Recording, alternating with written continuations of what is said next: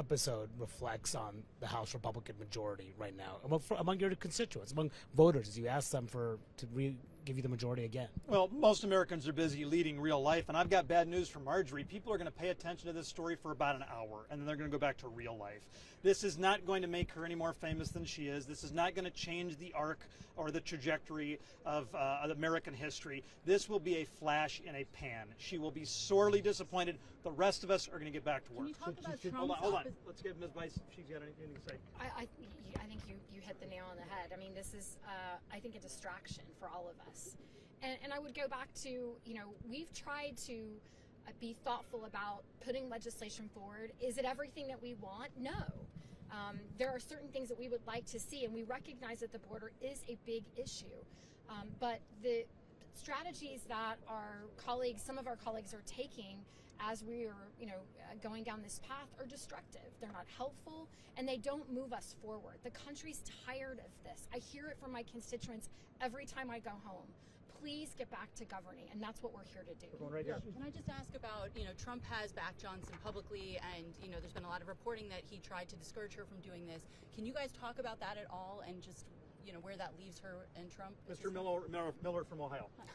Well, I'm somewhat familiar with the situation. I won't speak for President Trump. What I can tell you is that I believe that this isn't the way that he wanted it to go. And I think that Marjorie is going to find herself in a very lonely place. And one of the biggest things that I think we have the biggest problem with is the disinformation that she continues to put out as a member of Congress, and actually what she's doing right now on the House floor. Ms. Bice just touched on, we have gotten wins for the border, for the American people, that nobody talks about. In the last appropriations package, we added 8,000 detention beds and roughly 22,000 CBP additional officers to the border. When Republicans go out there and say that we haven't done anything and it's not our number one priority, they're lying only to elevate their platform. I think what this is that Marjorie got sick and tired of people like Mr. Gates hogging all of the attention, as he usually does. And she said enough is enough, and she took the spotlight, saying she was going to do the motion to vacate on Ukraine. She had brought it up before Ukraine had even hit the floor, which should tell you one thing.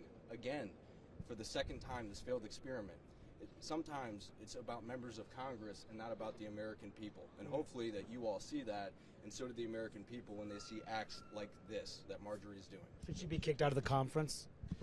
Let's take two more, and then we got to go in and do our work. Kadia, did you have something? Mr. Miller? I wanted to ask about elections in New York. How vulnerable does this make you, having to do this once again, talk to New Yorkers and explain that, here we are.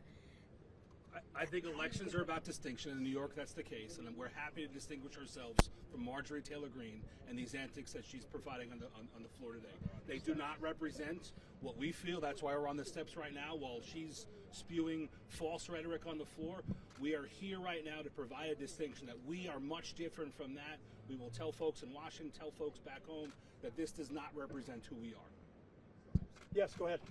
What's your advice to Democrats who heard the speaker this morning say that 2020 was a doubtful election and they're worried about non-citizens voting in 2024? Listen, Democrats in the House, they get to make their own decision. They can vote in a way that keeps stability and predictability for this government, or they can throw us into chaos. I would hope that their decision today will be to choose stability and predictability. Somebody else? They chose that once already. Yeah, right. Okay, we'll do one more. Is there a motion to table expected today? Could that be brought today? Is that going to be brought today? We're not in a position to talk about tactics on the record. Afterwards, if somebody wants to know the state of play off the record, I'd be happy to tell them what I know. Anything else on the record? Do you think Marjorie Taylor Greene should be punished?